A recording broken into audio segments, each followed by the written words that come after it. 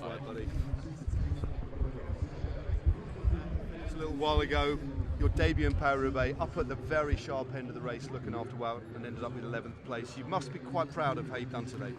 Yeah, I think it was when you're there with like 20 guys who are the world's best bike riders, you start to think like, how have I ended up here?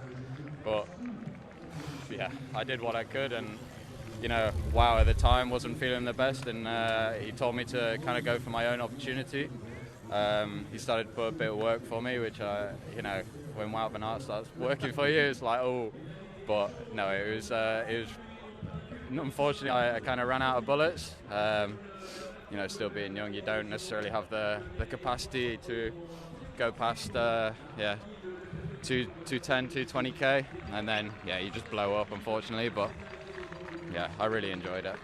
And what about the adrenaline you must have felt going through the cobbled section with all the crowd? Just trying to control that must have been quite a challenge for you. Yeah, it was awesome. It was quite emotional going through there, like when there's hundreds of people shouting your name, and yeah, it's unbelievable. Nothing like it.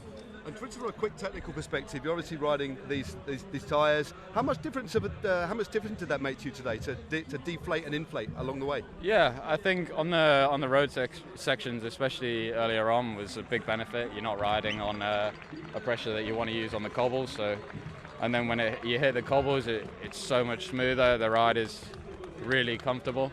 And then I think you have a lot more grip, especially in the corners and stuff, where you know those are little bullets that you have to spend, and I think it's quite a nice system. See you back next year for sure, eh? Absolutely. Good stuff, mate. Go and rest. Thank you. Nice one, man. Thank you so much.